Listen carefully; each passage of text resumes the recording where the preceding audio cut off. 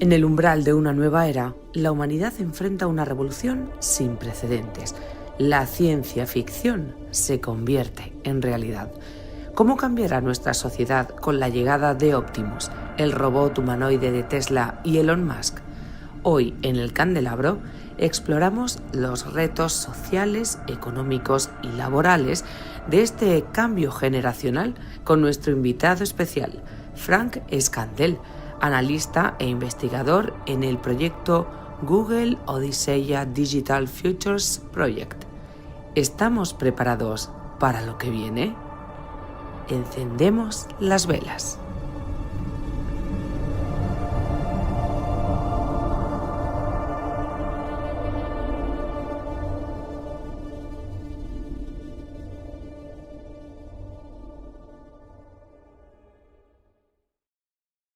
Frank Escandel, pues cuéntanos acerca de este proyecto de investigación que tiene mucho que ver con el programa que hoy vamos a tocar. Sí, efectivamente.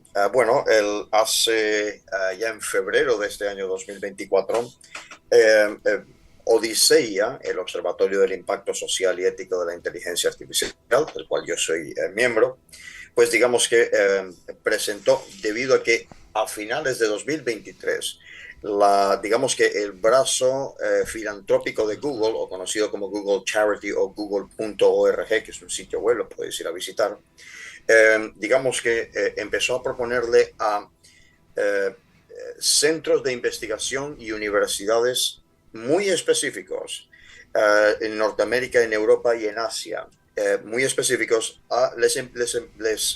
digamos que dio una subvención, vamos a decir así, un endowment de alguna forma, para que estos proyectos estos institutos de investigación o estas organizaciones sin ánimo de lucro, especialmente educativas, académicas, pues digamos que se hicieran eco de una cuestión muy importante, que es cuál es toda la dimensión y la problemática y las soluciones posibles para una inteligencia artificial específica para grupos vulnerables. ¿Ok? Para grupos vulnerables. En el caso de Odisseia teníamos nuestra propia marca, que es Caire, es en inglés en este caso, ¿ok? Google lo aceptó. Nosotros estamos en una pequeña organización sin ánimo de lucro, como somos. Estamos ahí basados tenemos nuestra base en Madrid. Pues básicamente nos ha puesto a la par de, por ejemplo, lo voy a decir todo en español, el Instituto del Futuro del Trabajo del Tecnológico de Massachusetts, el MIT, el Council on Foreign Relations, el Consejo de Relaciones Extranjeras, no sé, algún otro, por ejemplo, el Fondo Carnegie. Nos ha puesto a nivel de estas instituciones que son incluso legendarias, y se pueden ver ahí, por supuesto, en google.org el listado. Nosotros tenemos unos fondos de Google en este caso, y lo que hace Odisseia es que forma dos grandes grupos de investigación, ¿ok? En los que somos 65 investigadores. Específicamente yo estoy en el grupo, en el segundo grupo, en el número 2.1, que se llama aquí todo es en inglés y se publica en español también. Se llama Profesiones del Futuro, Nuevas Oportunidades y Requisitos. Es decir, nuestro grupo de investigación, donde participa como nuestro director el profesor Ricardo Palomo, es catedrático ahí en la CEU San Pablo, por ejemplo, el profesor Jorge Cerqueiro en la Universidad de Vigo en Ingeniería Industrial, Dolores Abuin, una jurista especializada en Derecho Digital, y un colega más, en este caso, ingeniero de sistemas, José Javier Sesma, ahí en Pamplona. En este caso, él trabaja para la administración pública. Entonces, ese es el cometido de nuestro grupo específico, con otros 13 grupos más, que somos aproximadamente 4 o 5 personas por grupo, y estamos dedicados de aquí hasta, ya tenemos 2 entregables hechos, de aquí hasta aproximadamente marzo de 2026, para presentar un gran informe de cómo precisamente, y en eso tiene mucho que ver el tema de hoy, cómo impacta la inteligencia artificial directamente aplicada a los grupos vulnerables. Grupos vulnerables es otro programa, es otra intervención, porque es bastante, parece más largo, es mucho más largo de lo que parece explicar qué es esto de la vulnerabilidad, ¿ok? Así que en eso consiste el proyecto. Y es que, bueno, todavía no hemos dicho a los radiantes espectadores de qué va el programa de hoy. El programa de hoy se titula Optimus. Correcto. ¿Qué Se es titula... Optimus? Buena pregunta. ¿O qué? Podemos decir quién a lo mejor. ¿Quién? ¿Quién es Optimus? ¿Quién es Optimus en este caso? Bueno, es la tercera Optimus es la tercera generación ya de unos robots humanoides antropomorfos, en este caso tienen forma humana, que viene diseñando, en este caso Tesla, la empresa Tesla, que ya sabemos que es de Elon Musk. ¿Ok? Um, en realidad, si uno compara, si uno observa, si uno ve vídeos, por ejemplo, ha habido una reciente presentación que ha sido bastante sonada desde el punto de vista de los medios de comunicación. Si uno observa el comportamiento o sea, la forma en la que se mueven estos robots, en este caso, y uno ha visto otros vídeos de otros robots diferentes, encuentra que son bastante básicos, no parecen así muy inteligentes, vamos a decir, no parecen así muy activos, es decir, lo que llama la atención es que sean humanoides, que tengan forma humana. ¿A qué me refiero con esto? Recuerdo que fue precisamente, fue a principios de 2021, yo participé en un foro de internet, no podíamos reunirnos todavía en presencial. Uno de los ponentes que estuvo conmigo fue Antonio Miguel Carmona, el profesor, ¿no? Antonio Miguel Carmona, además es una figura política muy conocida en España, está ya viviendo fuera. Pero, hablábamos ahí precisamente de esa inteligencia que se había diseñado con los robots de Boston Dynamics, que es otra empresa totalmente. Pero estos robots no son antropomorfos. Uno parece una jirafa, otro parece más bien un perro. Generalmente son de 4 patas. Y eso tiene que ver mucho precisamente con la evolución que ha tenido la robótica. Porque todos digamos que en la psique, digamos, colectiva, está la figura del robot este bípedo, alto, amenazante, que camina así, Terminator de alguna forma, ¿no? Que camina así, de aquella forma, etcétera.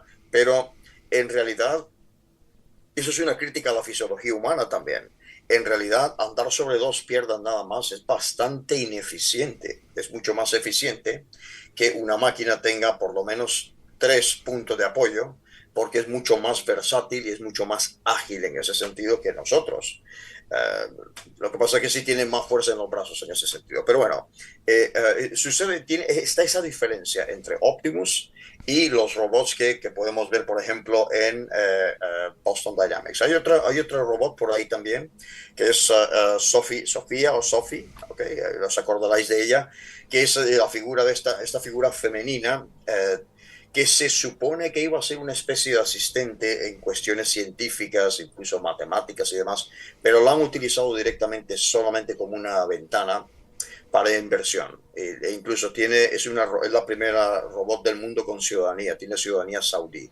El gobierno de Arabia Saudí le dio la ciudadanía. Entonces, grosso modo, lo que estamos viendo y lo que ha recibido tanta prensa y tanta atención es un robot humanoide que ya exhibe ciertos patrones de complejidad. Ahora hablaremos más de eso seguramente. José, ¿qué piensas de Optimus? Bueno, yo lo que creo es que Optimus técnicamente es una pieza de ingeniería impresionante, pero yo me preocupan más los retos que va a suponer, sobre todo para un enorme porcentaje de la población, ¿no? El impacto económico y el impacto social que van a tener todo este tipo de robots humanoides. En ese sentido, yo comparo lo que está pasando con la introducción, por ejemplo, cuando empezó la revolución industrial con los telares mecánicos, incluso con el tema de la máquina a vapor, ¿no? Es decir, es un salto tecnológico tan importante, que el problema en sí no es la máquina, sino cómo la va a digerir la sociedad. Y eso es lo que me resulta bastante preocupante. Pues sí, y de ello vamos a hablar ampliamente esta noche. Ya no solamente económico, social, también laboral. En fin, es que afecta en todos los aspectos. Rafael. Eso que ha dicho José es totalmente real y eso va a ocurrir desde ya, no hay que esperar el futuro. O sea, eso de querer poner gente que te hagan las tareas de casa ya significa que va a estar quitando trabajo. Pero el problema viene en la evolución de esto. Si nos dejamos guiar por toda la historia, no entramos aquí en si la religión existe, si Dios existe o no, pero el hombre fue creación de Dios y con el tiempo, conforme se fue desarrollando su inteligencia, acabó apartando a Dios y creyéndose el mismo Dios. Y eso lo vemos en el laicismo y tal y cual. No hace falta decir que yo no soy religioso ni estoy diciendo a la gente volver a creer ni nada de nada. Pero esto que pasó, siempre que va a ocurrir otra vez igual. O sea, los ángeles, que también fueron otra creación de Dios, pues también se rebelaron. Y esto que es una creación nuestra, porque queremos ser dioses, o sea, esta carrera no va a parar aquí, esto va a más. Y puede ocurrir, pues, que esos seres que creamos sean tan inteligentes, y yo creo que la inteligencia aspira siempre a la independencia y a la autonomía, pues digan, ¿para qué os queremos a ustedes, los humanos? O sea, eso es un peligro, que parece una obra de ciencia ficción, porque de hecho se ha recreado en montones de películas y novelas de ciencia ficción, pero puede ser una realidad. Y de hecho, los mismos que están creando estas novedades y estos robots, como Sam Altman, pues también advierten de que es una posibilidad de que la IA sea un peligro para el hombre. Uh-huh. Así que el problema no es en el donde estamos, sino a dónde vamos a llegar. ¿Por qué Elon Musk ha considerado Optimus como un proyecto crucial en Tesla? Ok. Si tú me permites, Fernando, Sí. me gustaría contestar un momento a Rafael y a José. Sí, por Porque favor. aquí hay una observación que hacer. Yo en el tema religioso no entro porque, con todos mis respetos, por supuesto, el tema religioso es solamente importante desde el punto de vista social y antropológico, pero nada más. De científico, de científico, es decir, voy a decirlo, de una utilidad inmediata, no la tiene. Está bien hacer las preguntas, claro que sí está bien. Voy a tomar esto es de mis gafas. Voy a decirle a los telespectadores que hagan este pequeño experimento un momento. Ok, a los oyentes, si lo están viendo, lo voy a escribir para que lo puedan hacer. Y voy a decir por qué voy a hacer este experimento. Ok, esto es un paño, un pedazo de tela que es para limpiar las gafas. Ok, yo la tengo aquí en la mano. Ok, o un lápiz o lo que tengan ahí a mano. Ok, sosténganlo sobre la mano un momento y con la otra mano, tómenlo con la otra mano y simplemente se aparta la otra mano y ya está. O sea, me lo paso de una mano a otra. ¿Correcto? Eso ha sido fácil. Es muy fácil hacer eso. Ok. Si ahora, por ejemplo, yo me pongo a escribir aquí, no sé, me pongo a escribir una ecuación, me pongo a escribir aquí integrales, por ejemplo, ¿ok? Y entonces le digo yo, de la misma forma le he dicho a los telespectadores que hagan eso, le digo a los telespectadores y le pongo la cámara, resolved esto ahora mismo, no sé, una doble integral, una triple integral, ¿eh? Por ejemplo, resolved esto. Y claro, bueno, en este caso ya no es tan fácil la cosa, porque tienes que tener, pues, digamos que unos años de cálculo en este caso para poder desarrollar esta cuestión. Y aún sabiendo hacerlo, no lo vas a hacer instantáneamente como fue coger este trozo de paño y pasarlo de una mano a otra. Ok, lo que estoy explicando se conoce como la paradoja de Moravec, Hans Moravec. Esto no es nada nuevo, esto tiene unos 40, Hans Moravec es el padre de la robótica moderna prácticamente, y tiene un poco más de 40 años la paradoja, y se establece lo siguiente. Si yo le muestro a través de lo que se llama reconocimiento de caracteres ópticos a una máquina de estas y le digo, resuelve esta ecuación, por ejemplo, Google Lens con el móvil, me la resuelve así. Pero si yo le digo a una máquina que diga, pon este paño en tu mano y con la otra cógelo, eso es increíblemente difícil para una máquina. ¿Veis la paradoja? Es decir, algo que para nosotros es tan sencillo los humanos y que luego es tan difícil, para la máquina es totalmente lo contrario. Esta paradoja de Moravec es una de las joyas de la inteligencia artificial aplicada, es decir, la inteligencia artificial en forma de hardware, que es la robótica inteligente. No toda la robótica se hace con inteligencia artificial. Puede haber robots que no tienen inteligencia artificial, tienen un mini cerebro de alguna forma, y antes de ser robots son autómatas. Entonces tenemos una evolución de autómata a robot inteligente, que es lo que está sucediendo ahora con Optimus en este sentido. Entonces, lo que hace la paradoja de Moravec es decir más o menos que vamos a impresionar a todo el mundo enseñándole a un robot a resolver ecuaciones diferenciales complejas, pero que no se te ocurra pedirle que mete una pelota en una caja porque va a parecer un pato tonto, de verdad, así como suena. Entonces, no, eso es lo que la paradoja de Moravec nos dice, lo que nos enseña es que este peligro de que vayan a ser tan increíblemente hábiles y tan increíblemente inteligentes los robots, por el momento está infundado. No tiene fundamento y esta paradoja no es filosófica, es técnica. Es decir, programar una mano cibernética para que haga un movimiento tan simple como abrir y cerrar la mano, que lo estoy haciendo yo ahora mismo, ¿ok? Es increíblemente complejo y para nosotros es muy fácil. Por lo tanto, ¿cuál es la razón de eso? ¿Por qué sucede? ¿Por qué sucede? Ok. Sucede por esto. Sucede por la evolución biológica. Los cerebros humanos llevan millones de años perfeccionando estas tareas simples, caminar, es decir, distinguir si lo que está pasando por ahí es un gato negro y no hay una glitch en la Matrix o algo de eso, ¿ok? Distinguir ese tipo de cosas, o simplemente, por ejemplo, no sentir vértigo cuando estamos caminando, subimos una escalera, por ejemplo. Cosas tan increíblemente triviales que hasta dan risa. Entonces, en este contraste, las habilidades como resolver problemas matemáticos o jugar al ajedrez son recientes en términos de nuestra evolución. Y así lo hemos transmitido nosotros a las máquinas que son nuestra creación. ¿Okay? Entonces, es casi un accidente, por decirlo así, un extra que nosotros conseguimos al evolucionar un cerebro más grande. Así que para nosotros los humanos las tareas cognitivas de alto nivel son difíciles porque apenas hemos tenido tiempo de perfeccionarlas, y las tareas más triviales son más fáciles porque hemos tenido millones de años. Este es un punto de discusión para dispersar el miedo que se tiene a que estas máquinas puedan desarrollar habilidades mecánicas y motrices extremadamente complejas, sin que haya una defensa o un muro ético, por decirlo así, o una cuestión de sesgos que podemos discutir más adelante en este sentido.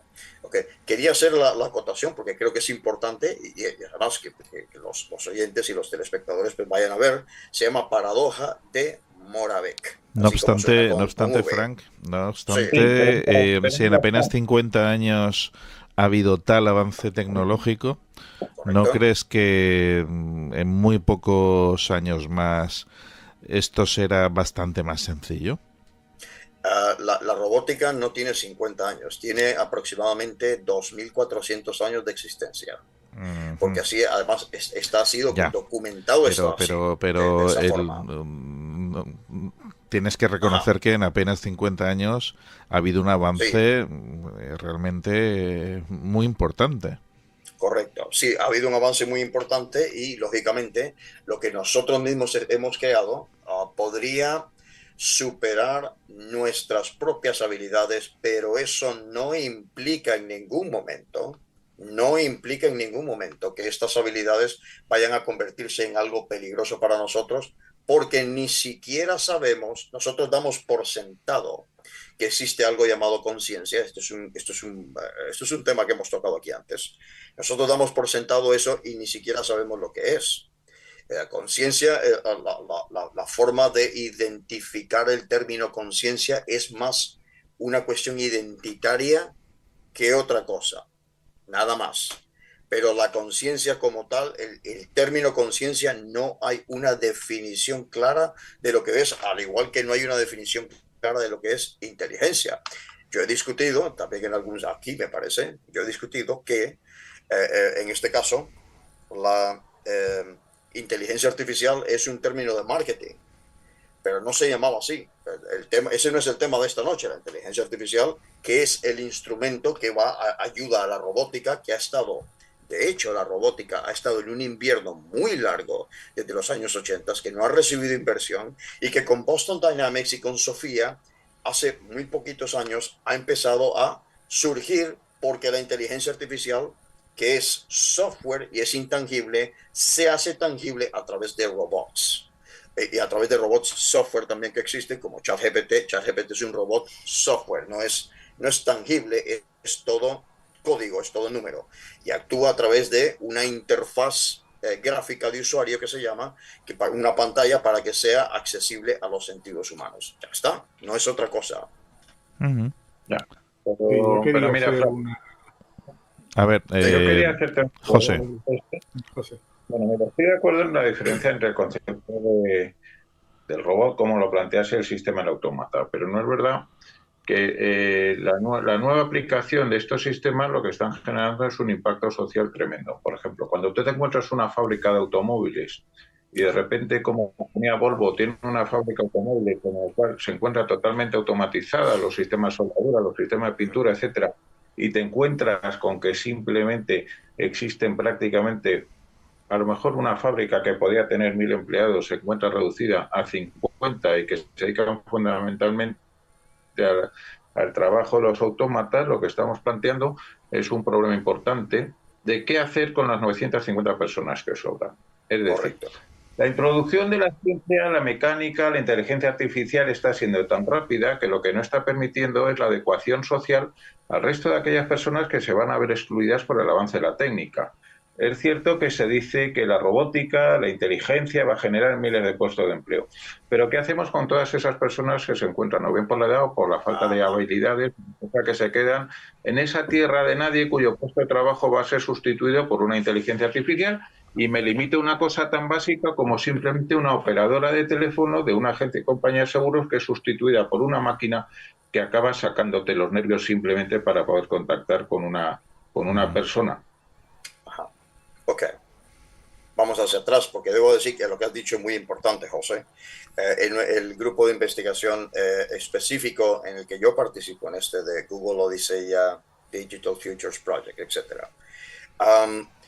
precisamente tiene tres frentes. Uno, las profesiones que van a desaparecer. Dos, las profesiones que se van a transformar. Tres, las profesiones que todavía no existen. Ese es un terreno hipotético salvaje totalmente, que no existen, pero podrían existir. Eso ya vendrá más adelante en nuestra investigación, porque vamos a atrever a pronosticar. No me gusta decir predecir. Predecir no es un término, digamos que científico o ingenieril, se dice pronosticar. Ok. En este sentido, no es un problema social. Vamos a poner la puntilla ahí, y lo que estoy diciendo, lógicamente, lo digo en nombre mío. Es un problema político, no es un problema social. Cuando digo problema político es porque en Occidente la mayoría, digamos que la clase política de estos países occidentales suelen ser, con todos mis respetos por supuesto, suelen ser juristas, abogados, sociólogos o politólogos o cualquiera de estos tipos de cosas. Y no suelen ser personas, no, repito, los altos mandos, digamos, no suelen ser personas, como ocurre aquí en España, no suelen ser personas que entiendan esto. Los chinos sí. En un 95% los chinos es un gobierno tecnocrático. De hecho, el presidente Xi es un brillantísimo ingeniero químico. A lo mejor alguna persona no sabe eso. Lo que significa esto es que son personas que entienden el desarrollo tecnológico y saben cómo se debe aplicar según las ventajas que tenga esa sociedad. No es un problema social porque lo que debería estar ocurriendo ahora mismo, repito, y esto es una opinión mía propia, lo que debería estar ocurriendo es que el dedo debería apuntarse a la clase política, me da igual, aquí no estoy hablando de partidos políticos, la clase política en general, para decirle que necesitamos dos cosas. Una es el reaprendizaje y lo que se llama reskilling, upskilling en inglés, nosotros lo usamos así en inglés, pero es el reaprendizaje en horizontal y el aprendizaje en vertical, es decir, subes al siguiente escalón o tienes una serie de habilidades que tienes que aprender para seguir siendo competitivo en el mercado. Yo soy un ejemplo de eso, señores, porque yo ya con mis años, yo me he convertido hace poco en un analista de datos, me he certificado para mantenerme competitivo. He ido a buscármelo yo. Todo el mundo tiene ahora mismo instrumentos para ir a buscarse esto. Pero las clases políticas, que no es un problema social, sino un problema político, debería ya plantearse a transformar el modelo educativo en este tipo de cuestiones. ¿Por qué? Porque así lo requieren los mercados. ¿Y quiénes son los mercados? Los mercados somos nosotros. Los mercados somos nosotros. Los contribuyentes y los consumidores, que al final no somos consumidores nada más, somos prosumidores. Un dato que os voy a dar, que es un dato muy revelador, que nosotros estamos utilizando una metodología de entrevistas y el nivel de personas que nosotros entrevistamos con esa metodología, con un cuestionario hecho, lo que nos están revelando ciertos datos es que las habilidades blandas, fijaos esto, la lectura, el incentivo de la creatividad, el pensamiento crítico, la filosofía, eso es lo que se debería estar enseñando mucho más en los colegios, porque eso es lo que va a distinguir al futuro ingeniero o al futuro abogado o al futuro técnico, grado medio, que va a estar ahí en planta, por ejemplo. Eso es lo que le va a distinguir, de que pueda creativamente, digamos que, colaborar y trabajar y colaborar, he dicho. No competir, porque en muchos sentidos no compites con esto, es una herramienta de trabajo para adecuar el mercado de trabajo, no para sustituir. ¿Habrá un efecto sustitutivo? Sí. ¿Nosotros qué es lo que queremos evitar? Bueno, ¿qué nos gustaría evitar? Creo que a todos nosotros aquí, los que estamos aquí en pantalla, ¿qué es lo que queremos evitar? Lo que este señor, este académico, que a mí me parece muy poco productivo todo lo que ha escrito, que es Yuval Noah Harari, pero esa es mi opinión, por supuesto, ha llamado el fenómeno de los desempleables. Es gente que simplemente no va a poder reciclarse, hace la crítica ácida, nos deja al borde del abismo, el profesor Harari, pero el profesor Harari no ofrece ninguna respuesta al problema. Es un problema, vamos a resolverlo. Sabemos que es un problema, vamos a resolverlo ya. Por lo tanto, por eso he dicho, no es un problema social, es un problema político. Hay mucha gente allá afuera que está teniendo la iniciativa de reentrenarse y reeducarse, ¿ok? Porque para que no te quedes atrás. Ya está. Es una cuestión de responsabilidad individual primeramente. Sí. Rafael. Sobre lo que se ha estado hablando antes de la paradoja, Sí. Nosotros tenemos claro que esto, la robótica, la inteligencia artificial, va a ir a más. Sí. Y si bien no son capaces de hacer algunos movimientos, pero para hacer operaciones matemáticas, todo eso son rapidísimos, y por eso lo estamos utilizando cada vez más. Ellos, esta iniciativa, la IA, va a ir mejorando. Sí. Pero en contraproducción, nosotros, los humanos, cada vez vamos a ser más flojos. Si tú ahora te paseas por cualquier calle en Madrid, Barcelona, Málaga, donde sea, y te ponen a hacer una prueba a jóvenes y les dices que hagan, no que hagan una operación de integrales ni raíces cuadradas, no, una multiplicación un poco compleja. Sí. Se echan a sudar. Ajá. Y probablemente no la hagan bien. Si le dice que escriban lo que tú le vas y le haces un dictado, van a tener faltas de ortografía por un tubo. Y eso va a ser así, porque ya en los colegios se permite que se utilicen máquinas para hacer las operaciones y todo eso, y eso se está viendo. Esto lo vamos a llevar más lejos. O sea, hay ya aparatos, robots que se utilizan en cirugía y están haciendo operaciones. Y esto puede... ayudan a operar, correcto. Ayudan a operar. Sí. Siempre con supervisión. Es lo que vamos, correcto. La evolución de esto es siempre a más. Las mismas palabras de Elon Musk lo están diciendo. Quiere poner un robot en cada hogar para que haga todas esas operaciones. Eso no se le va a llevar solamente a los hogares para que frieguen, barran y lleven al niño al colegio. Se va a imponer en hospitales, se van a imponer en muchos sitios. Y aparte de eso, de que mucha gente va a ir a la calle, lo peor es que cada vez vamos a ser más torpes. Claro, efectivamente. Si hubiera no hay evidencia una posibilidad que indique eso. Una posibilidad remotísima, una explosión solar lo suficientemente grande que acabe por un tiempo determinado con toda la electrónica. Nos quedamos sin esa guía. ¿Y ahora qué hacemos? ¿Quién es el que va a ser capaz de meterse a operar una catarata? ¿O quién? Porque no estoy hablando de que mañana ocurra, sino que ocurra dentro de 50 años, en que ya muchas de las obras que hace el hombre van a ser sustituidas. Entonces no habrá hombres que sepan hacer eso. Y ya un problema de ese tipo no nos llevaría a la Edad Media, como antes se decía, nos va a llevar a la prehistoria, pero encima vamos a estar a merced de cualquier depredador, porque no vamos a ser capaces ni de hacer fuego. ¿Entiendes? Entonces, yo no soy o sea, estoy a favor de la ciencia, estoy a favor de todas estas investigaciones. Pero lo que sí es obvio y tenemos que tener claro es que tiene que haber una regulación muy precisa. Y no la hay. Sí la hay. Sí la hay. Para que no se pasen ciertas líneas. Tengo mis dudas, debería ser una herramienta, no que sustituya todo. O que una empresa, digamos, que se centre solamente en su inteligencia artificial, que es lo que lo hace todo. ¿No? Utilizarlo como una herramienta, vale. Pero... ya digo, o sea que esto es un camino en doble sentido. La inteligencia artificial va a ir a más, porque esto es una carrera.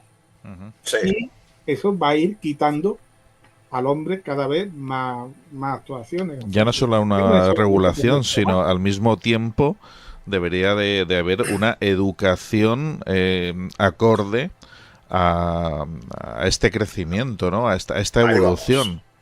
Ahí vamos. Le contesto a Rafael en este caso, porque la observación que hace es muy buena. No obstante, yo recomendaría que ese mismo ejercicio lo hiciera, Rafael, cualquier persona, yo mismo, lo hiciéramos en Finlandia, a chicos de 13 años, o lo hiciéramos en China, o lo hiciéramos no hay que irse muy lejos tampoco, algo en Nigeria. Veo los chicos nigerianos de 13 años y hazle esas preguntas. Te va a sorprender. ¿Qué significa eso? Que puntualmente España ahora mismo tiene un problema educativo fatal, pero no significa que en otros lugares sea así. No lo es, de hecho. Nosotros tenemos unos marcadores de educación aquí, en educación secundaria en este caso, específicamente, que son fatales. No, lo siguiente. Ok, eso es una cosa. Luego la cuestión de la regulación. Ok, por ejemplo, el viernes pasado fue, ¿sí? En un trabajo que precisamente en el que ha estado relacionado Odisea, en este caso, junto con uno de nuestros socios institucionales, llamado Deloitte, que es una de los 4 grandes consultoras del mundo, Deloitte. Digamos que se ganó, voy a explicarlo de esta forma, se ganó una licitación, digamos, para construir un sandbox. Un sandbox, os explico, y con esto respondo a lo que ha dicho Fernando sobre la regulación. Un sandbox es lo siguiente: imaginaos que es un campo de prueba, ¿no? Es un espacio digital de prueba que tiene una serie de parámetros, tiene una serie de métricas para medir, etcétera. Entonces, no es normativo, es decir, no estás obligado a hacerlo. Las empresas entonces lo que tienen que hacer ahora, tienen un plazo para ponerse a prueba. Van a poner diferentes sistemas de inteligencia artificial que ya tienen hechos, lo van a someter al sandbox. Es como decir, voy a ver si, digamos que tengo un vaso aquí, esto es mejor aquí, tengo un vaso aquí, ¿ok? digamos que voy a meter aquí hay agua, bueno, aquí hay té más bien. Voy a meter aquí agua y voy a meter otro, no sé, voy a meter pimienta aquí, voy a meter sal, voy a meter ingredientes aquí y lo voy a probar. Voy a ver si sabe mal o sabe bien. Pues aquí pasa lo siguiente, aquí pasa lo mismo. El sandbox va a indicar a esas empresas y a esas startups, es decir, empresas más pequeñas, le va a decir, oye, tienes problemas aquí, tienes problemas aquí, tienes problemas aquí, corrígelos desde ahora, porque corregirlos después es increíblemente caro y complejo. ¿Ok? Porque los algoritmos van aprendiendo, los algoritmos a partir del aprendizaje automático en adelante se vuelven más y más complejos ellos mismos, lo cual no indica que haya ninguna conciencia, debo decir también. Más y más complejos porque son más rápidos y más eficientes haciendo las cosas. Entonces tienes que entrenarlos desde ahora, desde la base entrenarlos para que tú puedas pasar ese filtro, digamos, y lo que va a hacer la ESIA, la Agencia Española de la Supervisión de la Inteligencia Artificial, es, digamos, que conceder una especie de sello de calidad, por decirlo así, para que diga, esta empresa X, ¿ok?, recibe el sello de calidad porque sus algoritmos están, digamos, libres de sesgo. Esto ocurre mucho, por ejemplo, en el campo de los recursos humanos, cuando se hace una contratación de personal humano, por supuesto, que es el único personal que hay, donde para no tener que hacer esas diferencias en el que, bueno, el color de la piel de la persona o el género de la persona, el sexo de la persona, o si tiene una experiencia más alta que esta, o si tiene una situación familiar que tiene hijos o no tiene hijos, si es mujer, si es hombre, etcétera. Estos sesgos que existen, ¿ok?, ya están, digamos que, controlados. Empiezan a estar ya controlados, especialmente con la nueva o Ley de Inteligencia Artificial de la Unión Europea, que no es la primera en el mundo, debo decir, los primeros fueron los chinos, pero lógicamente la ley de inteligencia artificial en China responde a los cánones que tiene el gobierno y la sociedad chinos, no responden a los nuestros. El europeo trata de responder a Europa. Estados Unidos no tiene uno, tiene más bien una especie de acuerdo, porque ahí no debes hacer eso, porque no, culturalmente allí no se trabaja de esa forma. Entonces, he aquí una de las explicaciones que por qué nos da tanto temor, porque nosotros estamos entre dos gigantes. ¿Ok? Los gigantes de la inteligencia artificial son China y Estados Unidos. Nosotros estamos en el medio. Y nosotros lo que nos hemos hecho aquí en Europa es, en vez de competir, nos hemos puesto a regular. Y nos hemos puesto a regular un mercado que nosotros no experimentamos indirectamente. Y eso es un problema.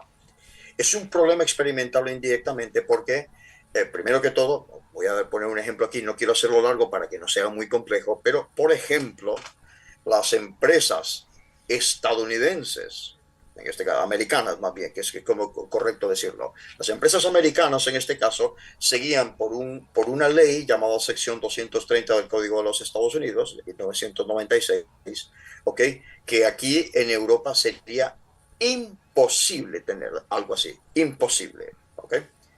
Es decir, tiene que ver en aquel tiempo con la cuestión de la responsabilidad civil que tenía el proveedor de contenidos sobre la información que se estaba poniendo en aquellos tiempos, una especie de chat room que se llamaba, o sala de chat, que era increíblemente primitivo en aquellos tiempos, ¿ok? O los correos electrónicos y todo eso.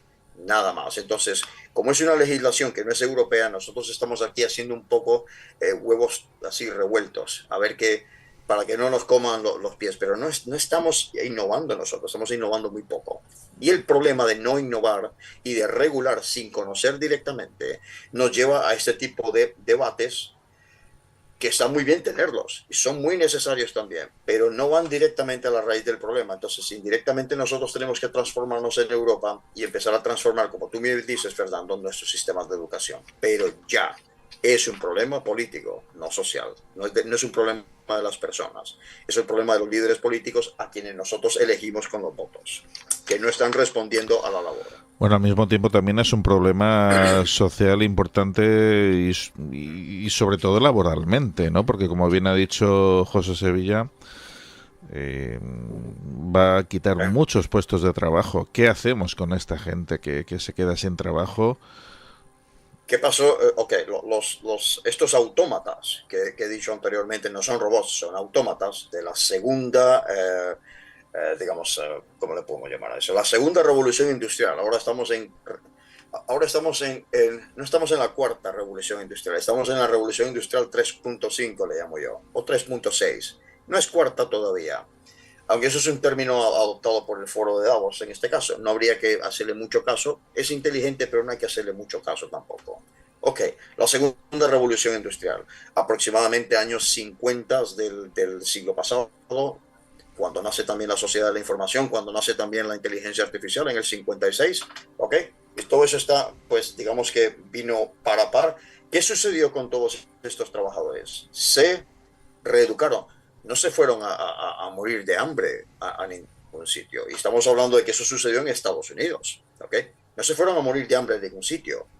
Fueron, digamos que se trató de recolocar y los principales responsables en ese sentido tuvieron que ser los sindicatos. Workers unions, que se llama el sindicato es una palabra fea en inglés, entonces se usa otro término. Los sindicatos que tuvieron que, digamos que replantear y reeducar a todas estas personas que se habían quedado sin trabajo por los autómatas. No hubo ningún desorden social, no hubo ninguna guerra civil al respecto, no hubo nada de eso. Y con los telares, el famoso LUD, que de ahí los luditos vienen de ahí, lo ha dicho, creo que lo ha dicho José, en este caso, la primera revolución industrial. Sí, fue un boom totalmente, pero al mismo tiempo que desplaza puestos de trabajo, crea otros, porque lógicamente ahora necesita gente que trabaje en los barcos, que construya más barcos, que haga este tipo de cosas. ¿Ok? Voy a poner otro ejemplo. Un amigo el otro día mandaba uno de estos pensamientos de Navidad y de amor y de compasión. Sí, sí, sí. Maravilloso, humano, todo muy bien. Pero los datos son erróneos. Decía que el 70% de todos los artículos que tenemos son artículos de lujo y que son superfluos y que no necesitamos, los seres humanos necesitamos lo básico y esencial. Sí, bueno, el 70% de las funciones, esto es un teléfono móvil, el 70% de las funciones de este teléfono móvil está creado por el 80% de la plantilla, que si lo quitáramos del medio y fuéramos humanos y compasivos según el mensaje que no tiene ni idea de lo que está hablando, con todo el cariño del mundo, el 70% de los superfluos de este teléfono móvil está hecho por el 80% de la plantilla. ¿Nos deshacemos de ellos porque sea superfluo? No. No tiene sentido. Pero mira, Fran, has planteado una cosa muy importante, que es el tema de la dirección. La dirección implica una visión política, una visión social, incluso una visión filosófica. Ahora mismo el problema que nos encontramos es que la tecnología está suponiendo unos retos y una capacidad de desarrollo tan rápida que ha superado con mucho a la clase política, a la clase dirigente y a la propia sociedad. Es decir, ahora mismo se están desarrollando herramientas que por sí mismas podrían llegar, hipotéticamente, a medio o corto plazo, a tomar el control de determinados sistemas, como pueden ser, por ejemplo, todos los sistemas militares, que ahora cada vez más van a utilizar inteligencia artificial. Los americanos y los chinos han puesto ya, por ejemplo, en servicio drones supersónicos de combate, de caza. Ya no simplemente estamos hablando de un avioncito que te tira una bomba, sino que ya es capaz de tomar decisiones. Nos encontramos también con la paradoja de que en el tema médico se está hablando, como estuvimos comentando con el invitado del proyecto Artemisa, la posibilidad de crear superhumanos con el punto de vista de la modificación genética antes de nacer. Con lo cual estamos enfrentándonos a una serie de cuestiones de tal entidad que lo que se pone en cuestión es un poco el concepto de la filosofía y de la naturaleza incluso humana, ¿no? Y estamos en manos de unos políticos o de unos responsables sociales que cuyo único escenario político son las siguientes elecciones locales, autonómicas, generales o lo que sea, pero tanto Europa como China como Estados Unidos se pueden ver completamente superados por este tipo de toma de decisiones. Ahora mismo ya se está empezando a plantear el tema del voto electrónico, tremendamente manipulable, como a mi juicio ha pasado, por ejemplo, en las elecciones de Venezuela o en algunas otras. Con lo cual, la duda es, tú planteabas al principio el tema, ¿qué es la conciencia? Ahora mismo nos enfrentamos a que por primera vez el ser humano tiene capacidad de crear un ente, una entidad, llamémoslo como sea, que pueda revelarse dotada de conciencia y que pueda llegar a convertirse en un elemento que no sabemos manejar. Ajá. Saber manejar, sabemos manejarlo, primero que todo. ¿No ha llegado a ese nivel de complejidad? No, no ha llegado a ese nivel de complejidad. Okay. Hay una cuestión que voy a hacer la acotación aquí además, porque Fernando la preguntó y me parece que no le he respondido. Se trata del personaje de Elon Musk, el mismo Elon Musk. Es decir, ¿por qué Elon Musk está haciéndolo? Vale. Si no lo haces tú, alguien más lo hará. Elon, en este caso, Elon no es un tío ahí que tiene mucho dinero, cualquiera, y se pone a hablar y tiene un toque de autismo también. Eso lo hace más inteligente incluso. Esto va para las personas que tienen ese toque de autismo o tienen niños autistas, son tremendamente inteligentes. Elon es además un brillantísimo ingeniero. O sea, esto tiene una trayectoria además de invenciones, vamos a decirlo así, como PayPal, por ejemplo. Sí, como OpenAI, como, sí, yo sé, a algunas personas no les puede gustar esto, como también estuvo en Palantir, el famoso software este de Peter Thiel, muy amigo de él, de hecho. Ok, ¿por qué Elon? ¿Por qué hace esto Elon? Vale, no hay nadie más que lo haga ahora mismo. Elon está, voy a decirlo así de esta forma, porque además se refiere a un programa y a una conferencia que se dio en esta casa, de hecho, llamada Prometeo, Atlas y Prometeo. Elon está demoníacamente poseído por los arquetipos de la tecnología, Prometeo y Atlas. No podemos explicarlo ahora porque no tiene nada que ver. ¿Qué significa esto que estoy diciendo? Lo que significa es que Optimus, el primer trabajo que va a poder tener Optimus, primero que todo, una entrada al mercado, porque hay que monetizar esa entrada al mercado. No va a sustituir nada de eso. Digamos que conociendo la trayectoria de Elon, este es el paso siguiente a lo que Elon quiere realmente hacer. Elon quiere establecer una base en Marte, en serio. Y quienes han visto las cuestiones absolutamente inimaginables, es que inimaginables desde el punto de vista técnico que ha logrado hacer con SpaceX en este caso. Esos cohetes que vemos volviendo así, eso es de un genio, de una ingeniería sobrehumana totalmente. Jamás se había hecho y se ha logrado. Y por eso NASA, ahora pues, NASA, en vez de hacer ello, le quitó todo el trabajo a Boeing, de hecho. NASA en vez de eso ahora contrata a SpaceX, que le cuesta una décima parte de lo que costaba todo eso antes de una forma tan increíblemente ineficiente. Ok, ¿para qué nos pueden ser? Uno puede decir, oye, ¿para qué nos van a servir estos robots? Oye, tenemos una verdadera mina de oro, no, mina de minerales que están ahí flotando por el espacio sin ninguna utilidad. Están ahí flotando. Vamos por ellas. Primero que todo la Luna, pero Elon va por Marte y yo estoy seguro que a largo plazo lo que quiere hacer esa empresa, el conglomerado de esta empresa, en este caso Tesla, que fijaos el nombre que tiene además Tesla, ¿okay? Es de un visionario. Lo que quiere es establecer bases en Marte y quiere lógicamente unos robots que lógicamente no son seres orgánicos, por lo tanto pueden sobrevivir en las terribles condiciones atmosféricas que tiene Marte, para por lo menos empezar el camino a que, porque él lo ha dicho en serio, pero lo ha dicho totalmente en serio, y sus inversores lo están haciendo así, lo están diciendo en serio, poniendo además dinero para ello, ¿okay?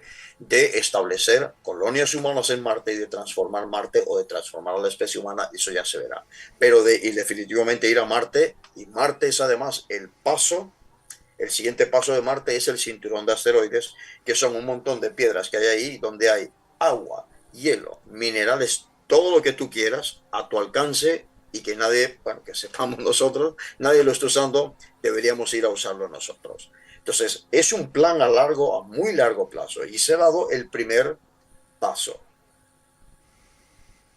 Entonces, pensemos por un momento, ¿qué negocio representa crear, digamos que crear un enfrentamiento social masivo despidiendo a millones de personas porque supuestamente van a ser reemplazados por robots. ¿Qué ganancia tiene eso? ¿Tú crees que los políticos van a obedecer ese tipo de cosas si dependen de nuestros votos?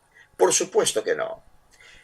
Hay un balance que hay que hacer y las sociedades humanas, en este caso, siempre necesitamos, como dijo Bertrand Russell, que no es políticamente no es nada parecido a mí, porque es un socialista fabiano, pero decía Bertrand Russell que a ver si me acuerdo bien, en todo detalle de la empresa humana siempre es recomendable inyectar una pequeña dosis de anarquismo.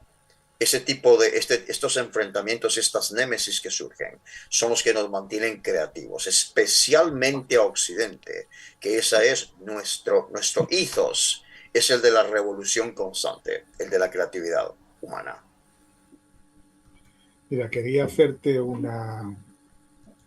Has dicho de que no va a haber, evidentemente, la expulsión de millones de gente. Es cierto, eso no va a ocurrir nunca. Más que nada porque los empresarios han leído, han estudiado y conocen la historia y evidentemente no van a caer en el mismo error. Pero tú bien sabes lo dividida que está la sociedad, ¿eh? Entonces, una empresa cualquiera hecha a 10 personas, otra empresa que está a 200 metros hecha a 5, otra 10, como están divididos, no se va a contar el cómputo total. O sea, van a ser tragedias personales, pero eso no se transmite a la sociedad, ni va a crear un clima de miedo ni nada, porque se va a ir haciendo de una forma solapada. Eso está ocurriendo, porque yo lo he visto. Me gustaría ver la fuente, porque nosotros no hemos encontrado datos al respecto. No. Si lo que datos al respecto no los hemos visto. Que no, si lo que te estoy diciendo es una posibilidad. Los años 80. Una posibilidad, ok. Claro, lo que te estoy hablando es que no va a ocurrir que se echen a 10 millones de personas a la vez para crear realmente una revolución. No, eso ya no va a pasar. Que se van a ir echando poco a poco. Y como la sociedad está cada vez más dividida, y en eso es lo que trabajan los políticos, pues evidentemente no nos vamos a dar cuenta. Yo me enteraré si han echado a mi hijo, a mi sobrino o a un amigo de la casa. Y ese me dirá que han ido a la calle 5. Pero es que está ocurriendo en otras empresas. No te estoy diciendo que eso esté ya publicado, sino que es una posibilidad. O sea, que los nuevos cambios que vamos a ver, o sea, la imposición de la IA no va a suponer una revolución, ni una guerra, ni catástrofes, ni nada de nada. Pero te voy a hacer una pregunta, porque en una cosa lo leí, y a ver si esto es verdad, porque tampoco puedo asegurarlo. Es cierto que la IA, esta que llama Omni 1 de OpenAI, en las pruebas que se le hicieron, hizo estratégicamente contestaciones falsas, intentó engañar a los que le examinaban. Qué buena pregunta. Ok. Qué buena pregunta. Rafael, qué buena pregunta me haces. Es que estoy así. Ok, vamos a verlo. Porque esto es una oportunidad muy buena de que los telespectadores conozcan este tipo de respuestas. Recuerda, este tipo de noticias, la inmensa mayoría de personas las percibe a través de medios de comunicación no especializados. Y por lo tanto, él o los periodistas tratan de, digamos que, ¿cómo se diría eso? Transcribir de alguna forma lo que están diciendo un montón de ingenieros y de empollones, como dicen aquí en España, de nerds ahí, tratar de ponerlo en humano para que sea entendible a todos nosotros, todos los demás, a todos nosotros. Ok, ahí hay un gran problema, empezando por ahí. Porque, empezando por ahí y empezando también, ojo, por las líneas editoriales que puede tener el X, Y, Z medio de comunicación, que bueno, puede tener o no interés en este tipo de cosas. Eso viene de sus accionistas, ¿ok? Y porque los accionistas suelen tener ideologías en común, ¿o no? Ok. O sea, ahí ponemos en duda ya inmediatamente, en esa línea, en esa trazabilidad, ponemos ya en duda de la noticia. Es decir, el efecto aquel como cuando jugábamos al teléfono de niños, que nos poníamos 20 y el de allá decía la palabra, no sé, rosquilla, y llegaba al último y decía naranja. ¿Okay? Se va tergiversando, se va distorsionando en la comunicación. Ok. Cuando se dice que es que esta IA estaba intentando engañarles, ¿ok? La IA no tiene conciencia de sí misma, y uso la palabra conciencia con comillas, no tiene conciencia de sí misma. ¿Por qué? La conciencia ahora mismo, que nosotros sepamos, es una cuestión humana y requiere especialmente de dos cosas. No solamente de saber, sino de experimentar el mundo y saber que se está experimentando el mundo. Una máquina no puede, eso es una contextualización. Una máquina no puede hacer eso. No puede hacerlo porque no tiene sentidos. Y la comunicación con nuestro medio ambiente es lo que hace esta contextualización, con los 5 sentidos. Las máquinas no lo tienen, porque no sienten. Pegas así a la mano de hierro, no sienten. Ok. Estos errores que ocurren porque los datos introducidos son incorrectos. Esto es un fenómeno llamado alucinación, así se llama. Lo que estáis utilizando, bueno, la mayoría usa ChatGPT, pero si estáis utilizando Claude o Grok, que a mí me gusta mucho, yo estoy usándolo en beta, porque además Elon ha querido imponerle encima, eso pertenece a la línea de Elon Musk, ha querido ponerle encima un toque humorístico africáner, porque es un africáner, ese oscuro sentido del humor, y lo tiene, y además te ríes un poco por la forma en la que te responde, incluso te hace reír. Ok. Las alucinaciones no son falsedades ni son engaños de la IA, son datos que están o mal estructurados, datos que no han sido limpiados, es decir, no tienen el formato correcto para ser considerados datos que no están verificados. Una enorme lista de los problemas que tiene, porque todo esto se alimenta de datos, iguales que nosotros. Nosotros nos alimentamos de la inmensa cantidad de datos que tenemos a nuestro alrededor, y muchos de esos datos, incluso del mundo natural, nosotros mismos cometemos alucinaciones, como las famosas falacias lógicas. Bueno, a esta máquina que está emulando, nosotros le hemos enseñado a emular lo que nosotros sabemos o creemos saber de cómo actúa nuestro cerebro, nuestra psicología. ¿Ok? Alucina, entre comillas, porque sin ninguna intención está usando, sin ninguna contextualización, grupos de datos, y te contesta como puede contestarte, como cree que debe contestarte. El problema es que inmediatamente que usamos el idioma, estamos personalizando, dándole una persona física o jurídica a esta máquina que no lo tiene. ¿De acuerdo? Ese es uno de los problemas. Eso es uno de los problemas. Ahora, a veces también te explico esto. Hay una técnica en inteligencia artificial, especialmente a partir de aprendizaje automático. Hay una técnica llamada, creo en español sería redes adversarias, adversarial networks. Digamos que tú tienes una IA aquí, ¿correcto? Y lo que haces es que le dices a esta IA, quiero que a esta IA de aquí, ¿ok?, le hagas preguntas estúpidas. Hazle estas preguntas, a ver cómo te responde.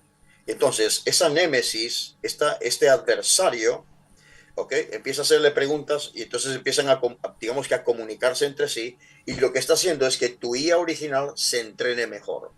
Aquí lo importante es que esos datos que nosotros introducimos y con los que alimentamos a la inteligencia artificial sean correctos, sean verificados, verificables y veraces. Por eso ocurren estas cosas.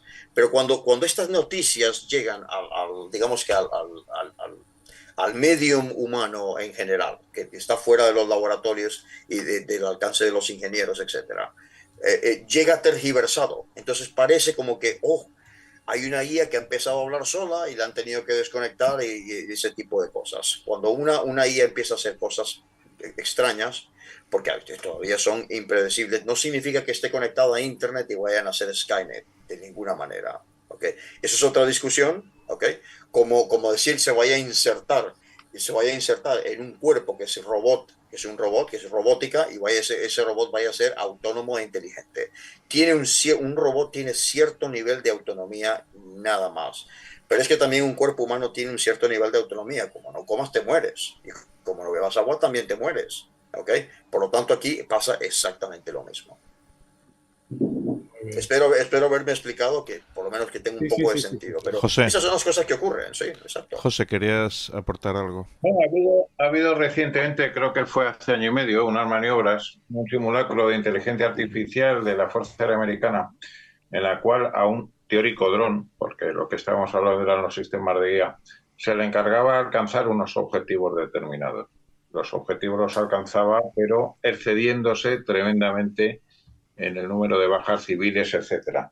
Se le meten los datos porque el operador le cuestiona ese tipo de cosas. En la siguiente simulación, la inteligencia artificial se cargó a su propio operador y alcanzó los objetivos. Y en la tercera, cuando le dijeron que lo que no podía hacer era matar a su propio operador, lo que hizo fue, teóricamente todo, destruir la antena por la cual el operador le daba las instrucciones para alcanzar los objetivos. Es decir, a mí me parece que todos esos sistemas de control están muy bien, pero yo sigo como aficionado al cine. Para mí una de las inteligencias artificiales más importantes que existe sigue siendo el viejo HAL 9000 de 2001, en la cual la Sí, inteligencia hombre, tiene una serie de clásico. objetivos y antepone cualquier otro tipo de condicionamiento al logro de los mismos. Puede tenerlo. Correcto. Me explico, yo también, yo soy un forofo de la ciencia ficción, debo decir, y especialmente de la mejor película de ciencia ficción jamás filmada, 2001, la Odisea del Espacio. Soy de esa opinión. ¿Sabéis lo que le pasa? HAL 9000, lo que pasa es que no existía el término. Cuando en la segunda película en 2010, voy a usar esto como, Sí. porque sirve para ilustrarlo. En 2010, la segunda película, que es la segunda novela, descubres qué le pasa a HAL 9000. ¿Okay? El ingeniero creador de HAL, en este sentido, lo que descubre es que se volvió neurótico. Usa la palabra se volvió neurótico. Es decir, ¿qué fue lo que le pasó a HAL? No fue algo que hizo él, es que lo que acabo de explicar, tuvo una alucinación. Los datos que le introducen, las órdenes que le introdujeron en su programa, se contravenían unas con otras y se volvió neurótico. Y como como su primera misión era proteger la misión a Júpiter, en este caso, era Saturno más bien en la novela, pero la misión a Júpiter, se volvió neurótico, tuvo una alucinación. Es lo que estamos viendo 60 años después con la IA generativa, inteligencia artificial generativa, que es ChatGPT y toda esta cuestión. Tuvo una alucinación, ahí está la explicación. Por cierto, Frank, en Sí, otra de ciencia ficción interesante con el tema de la interacción hombre-máquina, si te gusta, Saturno sí, 5, con Kirk Douglas, Harvey Keitel y Farrah Fawcett, en la cual hay un robot que sí. recibe la información, va aprendiendo de uno de los pilotos y cuando éste se obsesiona concretamente con Farrah Fawcett, se vuelve un asesino. No sé si lo has visto. Pero bueno, eso son No, me parece que recomendaciones. no.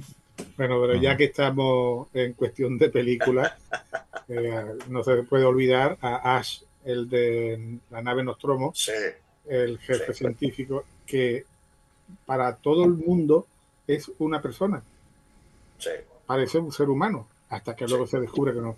Ujú. Y es curioso porque, me imagino que sí lo sabes, claro, el test de Turing, que se empezó en 1950, era una prueba que se hacía, o 1954, una prueba que se hacía Sí, a las computadoras, que era hablando, como chateando, ¿no?, con el teclado, y si pasaba 5 minutos sin que la persona con la que estaba chateando se daba cuenta de que estaba hablando con una máquina, entonces pasaba digamos que la prueba. ajá, No sé si esto es verdad, pero lo que sí es cierto es que la robótica se va tendiendo a eso. O sea, ahora mismo le tienen aspectos de robot, pero cada vez se le van a dar unos rasgos, porque eso ya es muy fácil, unos rasgos ajá, totalmente humanos, como pasa sí, en el caso este de Ash, que no parece un humanoide para nada, hasta que no se descubre y se rompe que en vez de sangre lo que echa es un caldito blanco, ¿no? correcto. Esto nos Pero lleva a es un cierto punto. Sí, perdón. sí, que la ciencia ficción no está ahí y nos está mostrando todo lo bueno que puede venir y también los problemas que podrían surgir. Problemas que pueden ser. Para eso es ciencia ficción, Sí. precisamente. Es una forma, sí. Efectivamente, es una forma digamos, ¿ves? Es una forma de ilustrar en ese sentido sobre ya te digo yo, una de las peores que hemos tenido es Skynet, definitivamente Skynet no funciona. Ok. Hay una observación, así, estamos hablando de robots, de todas maneras, lógicamente, cuando se toca este tema, generalmente siempre se toca el tema de Asimov, en este caso, las famosas leyes de la robótica y todo eso. Que parece que son, parece que se toman como leyes, una especie de leyes inmutables. Están bien, pero parece que se toman como leyes inmutables. Y aquí la cuestión y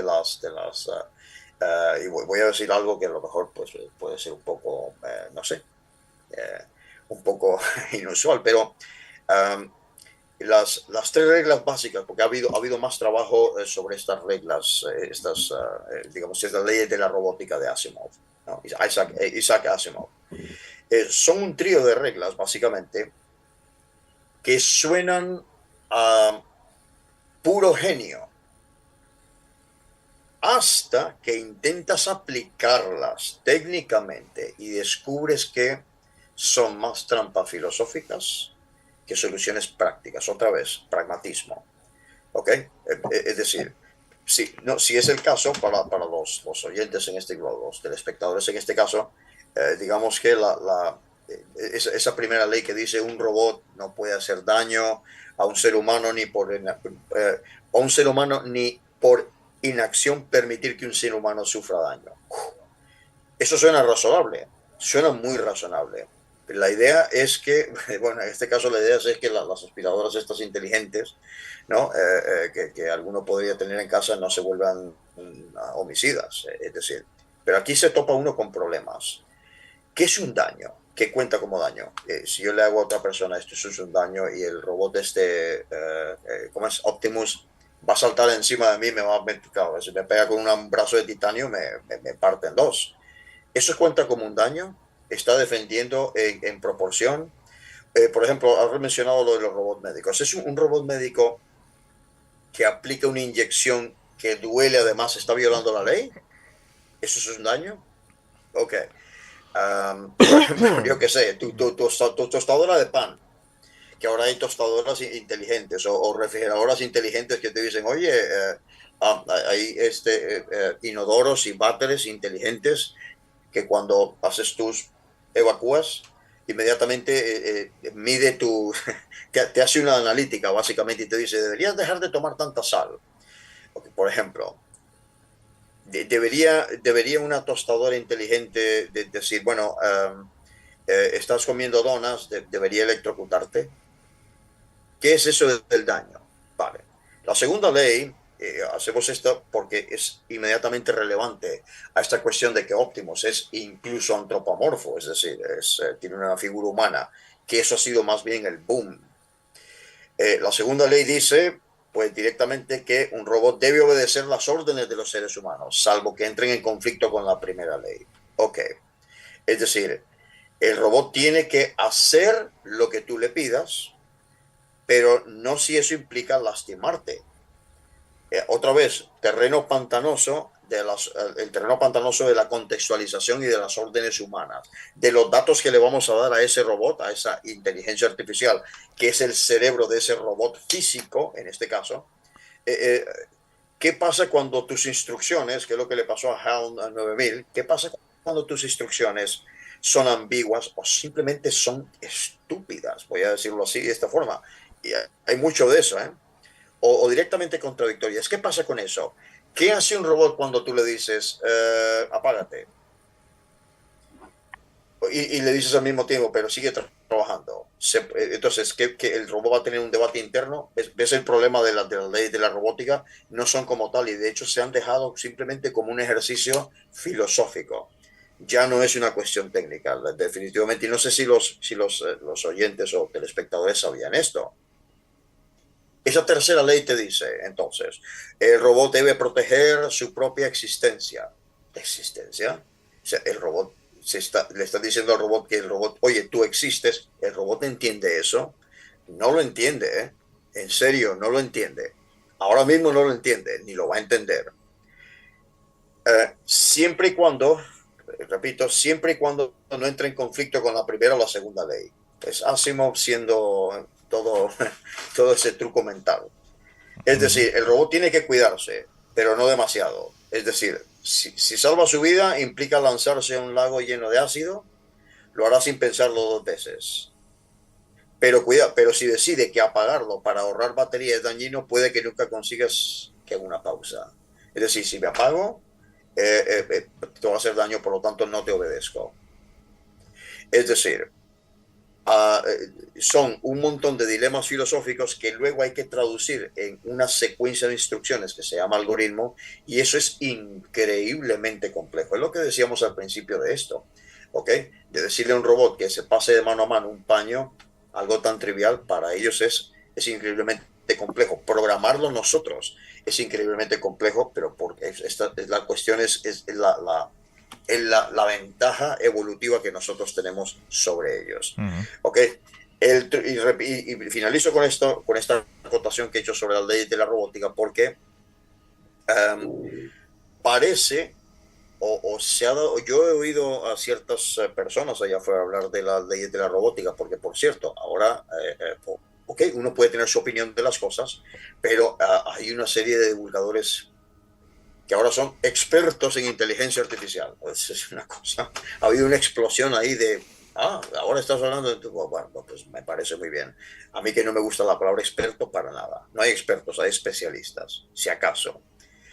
Ok, el truco de las leyes de la robótica de Asimov, ok, es que es como si resolvieran todos los problemas éticos, una especie de panacea para los dilemas imposibles, y no es el caso, no es así. Y de hecho, Isaac Asimov, un hombre tan impresionantemente inteligente, lo sabía. Y por eso escribió, quienes sigan otra vez la ciencia ficción, escribió historias donde estas reglas se desmoronan por su propio peso. ¿Okay? Están hechas para hacer un ejercicio pero no están hechas para programar a un robot al cual yo no le llamo entidad, porque el problema de entidad es que habla de un término que es ya esto nos metemos en filosofía, pero habla de un término que es el del ser, que en lo personal a mí no me gusta nada, porque el ser es una ilusión y no obedece a las leyes de la naturaleza, porque es estático y nada en la naturaleza está estático. Pero el devenir es muy diferente, y de hecho no es nada nuevo. La primera persona que habló de esto se llamó Friedrich Nietzsche, para los que vengan de letras y de filosofía. ¿Okay? Entonces estas leyes de la robótica, ya lo dejamos así, de alguna forma, no son la panacea de la inteligencia artificial, ni mucho menos. No lo son. Sí, pero mira, date cuenta que estamos abriendo terrenos terriblemente pantanosos, ¿no? Hace poco estuve en un magistrado supremo nos planteaba perdón, José, ¿puedes repetir otra vez desde un principio porque no se te ha entendido? Y un magistrado supremo nos planteaba situaciones con las cuales nos vamos a encontrar. Por ejemplo, decía que él jamás querría ser juzgado por una inteligencia artificial, cosa en la que estoy de acuerdo, porque los factores humanos no entran dentro del trato, ¿no? Factores como el miedo, por ejemplo, o cualquier otro tipo de cuestiones. Pero nos planteaba, imagínate que llevamos un coche que va generado por la inteligencia artificial, de estos famosos coches que van sin piloto. Se cae un árbol y para evitar un accidente al dueño, el coche decide atropellar a una mujer con un carrito de bebé que se encuentra en la acera, pensando que va a ser un daño menor el que va a sufrir el propio vehículo y su ocupante. Y nos planteaba, ¿y quién es el responsable? ¿El fabricante? ¿El usuario del vehículo? ¿La persona que ha metido los datos para meter ese algoritmo para que tome esa decisión? Es decir, estamos abriéndonos ante un abismo tan absolutamente pantanoso para el cual todavía no tenemos ni siquiera las respuestas a todo lo que se nos puede poner por delante. Entonces, las reflexiones desde el punto de vista de la filosofía, de la ética, del derecho, del pensamiento, no están yendo a la velocidad que está avanzando la tecnología. Y es un problema que yo creo que es de una enorme seriedad. En China se ha aplicado un proceso piloto de justicia penal y ha resultado con una tasa de condenas durísimas de más del 98%, precisamente porque aplica la ley de una manera inexorable y no computa los elementos humanos. Entonces, claro, son cuestiones que es que son muy peliagudas y que creo que los técnicos, los ingenieros, van por un camino, pero que todavía, lo que son todo este tipo de respuestas van muy por detrás y puede ser un problema importante. Y luego hay un punto añadido, y es el hecho de que cualquier máquina conectada a Internet es susceptible de ser hackeada. Entonces, ¿qué pasaría si Optimus cayera en malas manos y fuera hackeado, por ejemplo? Sería un problema de seguridad muy importante. Es un problema de ciberseguridad. Ciberseguridad. Sí, una de las cosas que ha venido ocurriendo ya en la industria, en estas industrias en general, muy buena la acotación que hace Fernando, es precisamente que antes, o para la mayoría de personas incluso allá afuera que no están en este mundillo, la ciberseguridad o la seguridad informática consistía en, bueno, yo tengo todo esto, tengo mi portátil, tengo mi móvil, tengo mi no sé qué, y voy a contratar entonces un antivirus. La gente tiene en la cabeza esa cuestión de, contrato un antivirus pues, para que no me hackeen o no me roben información financiera y todo eso. Es decir, que la ciberseguridad es un adendo, es un adendum, es algo que se suma a lo que yo ya tengo en mi... digamos que en mi quehacer tecnológico, es decir, con las relaciones que tengo con la tecnología. Ok, ya no es así, ya no es así. De hecho, la ciberseguridad se ha convertido en una tecnología base, desde abajo totalmente. Empieza la ciberseguridad. Ya no es algo que estaba por fuera, sino que viene desde abajo totalmente. Es decir, hay la generación de trabajos, precisamente. Hay personas que que han estado en el entorno, por ejemplo, de la gestión de riesgos puros y duros, y sin ser ingenieros, están en estos equipos de trabajo porque saben observar y saben identificar dónde puede haber riesgos y los pueden indicar a los ingenieros. Y de ahí nació un poco también los nuevos ingenieros de ciberseguridad, vienen de ahí precisamente. Son gestores de riesgos. Ya no es una cuestión que es reactiva, sino que viene desde abajo, viene desde la base precisamente. ¿Okay? Entonces es muy buena la acotación de decir que estas nuevas soluciones desde abajo vienen ciberseguras. ¿Eso significa que son 100% infalibles? No significa eso. Y quien lo diga no está diciendo la verdad. Primero que todo, ahora mismo no está ni va a estar conectado todavía a Internet como lo puede estar Tesla. Tu Tesla tú lo puedes controlar con tu teléfono móvil y le puedes decir ven para acá o algo que sea. ¿Ok? Quiero referirme también a la observación que ha hecho José, que es muy buena. Esto es uno de los famosos dilemas en el estudio, en el estudio en el estudio de la computación, porque hemos llegado, es maravilloso los tiempos que estamos viviendo, pese a los políticos, pero es un tiempo maravilloso porque la ética, la filosofía, las ciencias computacionales, la psicología, las neurociencias, no sé si os habéis dado cuenta, están convergiendo y se solapan unas a otras. La cantidad de especialización, ya no la especialización, la cantidad de conocimientos en general que eso genera es impresionante, de hecho. Eso se le llama la hiperconvergencia. Aquí uno inventó la omnivergencia como término y ha quedado ahí en el éter. Vale. Pero está sucediendo esto. Este es uno de los antiguos dilemas, como el dilema me parece que en español se llama el dilema del tranvía, se llama, aquello de que están las dos vías. ¿Qué es lo que va a hacer el tranvía? Pues voy a determinar que debo matar mejor a una persona que a 5. Si veo 5 y veo a otra persona, pues voy a matar a una persona porque es mejor matar a una persona que matar 5. Pero es que resulta también de que esa persona que está ahí es una ancianita y los otros son 5 jóvenes. Entonces, debería esta inteligencia artificial, debería decir, bueno, es que la ancianita es una persona más vulnerable, que hemos dicho al principio, que los otros 5 jóvenes. ¿Qué hago? Ok, Déjame deciros algo sobre el famoso dilema del tranvía. Esto digamos que se hizo un estudio en el Tecnológico de Massachusetts para ver cuántas opciones eran posibles para solucionar el dilema. Y uno dice, pues una u otro, dos, o tres, tira de la palanca del freno. Los estudiantes del Tecnológico de Massachusetts, perdón, MIT, que llamo MIT, lo siento, encontraron, si mal recuerdo, 1.656 opciones diferentes de cómo lidiar con el dilema. ¿Ok? Es decir, que esta cuestión, vamos a decir que por lo menos teóricamente está superada. En la ciudad de San Francisco, en Estados Unidos, ahora mismo hay taxis de estos. Hay taxis que ya andan solos. Por lo que eso significa que ya la legislación está hecha. Está hecha en la ciudad de San Francisco. Y entiendo que para todo Silicon Valley, que hay ciudades distintas, pero es el estado de California en este caso. Es decir, el estado de California tiene a su haber digamos que un conjunto de leyes que determinan exactamente cómo debe funcionar esta cuestión. Ya existe, de hecho. Bueno, Eso amigos, porque la voz la tengo fatal por lo frío atlántico que tenemos aquí. pues estamos ¿Sabes llegando ya cómo a la fue? hora y media, así que yo creo que es momento también de plantear las últimas cuestiones que tengamos en mente. Voy a hacer yo una pregunta.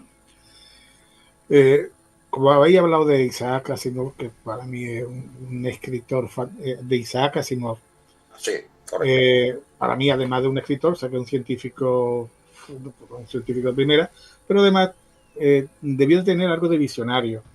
Y lo de las leyes que crea de la robótica, más bien la hizo para tranquilizar a la gente, para tranquilizar a los lectores. O sea, para que no pusieran ninguna resistencia a la evolución que iba a tener el mundo de la robótica. Es como decir, oye, no os preocupéis que nunca va a pasar eso. Pero curiosamente, aparte de que él mete muchas de sus novelillas, relatos cortos, robots que transgreden esas leyes. De hecho, en uno que se llama La Resistencia, un robot llega a ser alcalde porque consigue engañar a todo el mundo. Todo el mundo lo cree humano.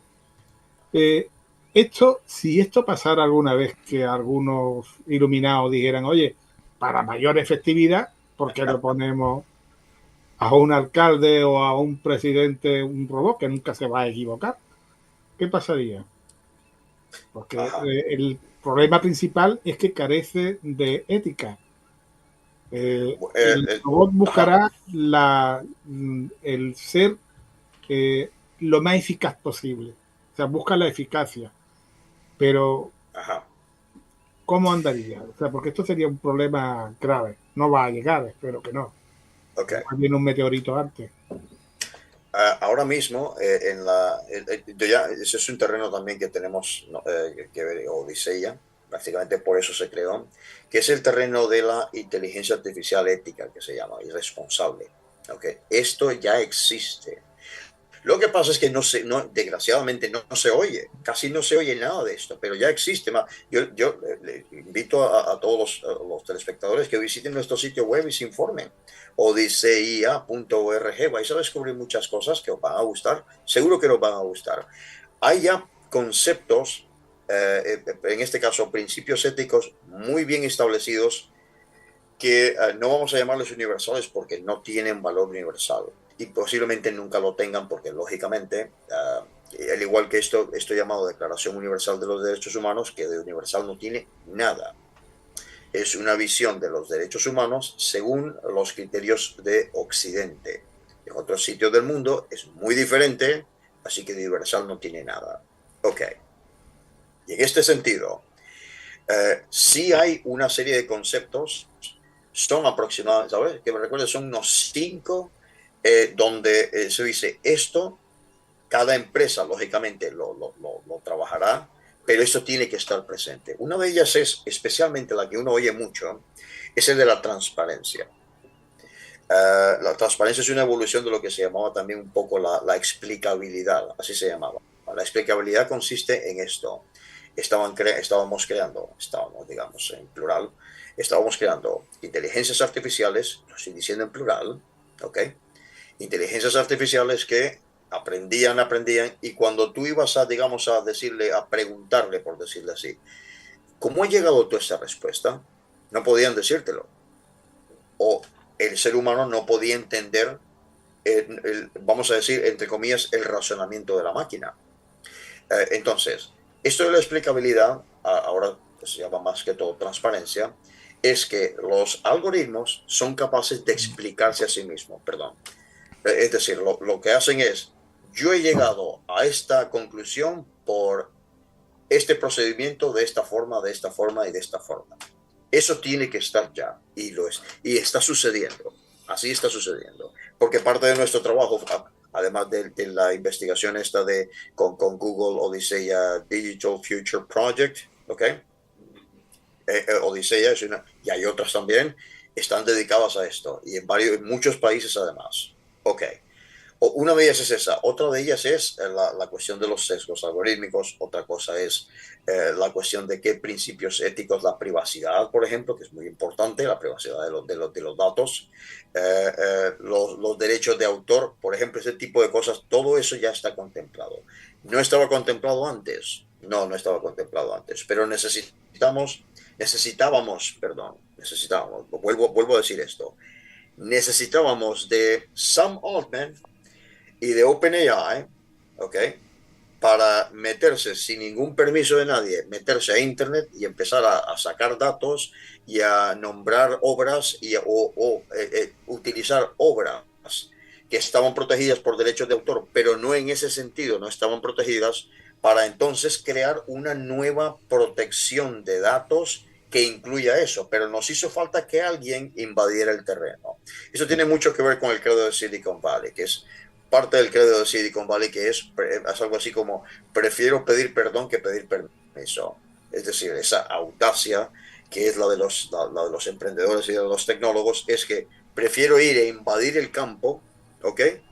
Y que me digan, oye, eso no está bien hecho, mal hecho. Pero ¿sabes qué? El que te ha dicho mal hecho ha aprendido. ¿Qué es lo que nos toca aquí en Europa? Que vamos aprendiendo así, a base de multar y a base de regular, vamos aprendiendo, que deberíamos aprender nosotros mucho más proactivamente, dejando tranquilos a los emprendedores a que precisamente innoven qué es lo que tienen que hacer.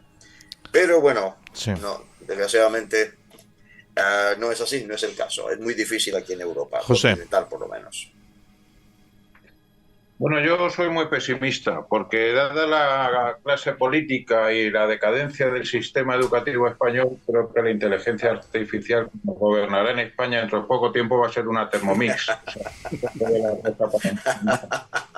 Estamos fuera de todas las nuevas tendencias y tal, y nos ocupamos de cosas absolutamente pedestres. Y cuando un sistema educativo ha dejado de buscar la excelencia para igualar a todos por abajo, cuando ya no se puede suspender porque puedes ofender, cuando los padres y sus niños van a montarle el pollo al profesor en lugar de enfrentarse con su hijo porque no estudia, pues vamos muy mal. Entonces, en ese sentido, creo que como nación y posiblemente Europa como continente, pues tiene perdida la carrera y soy bastante pesimista en ese sentido.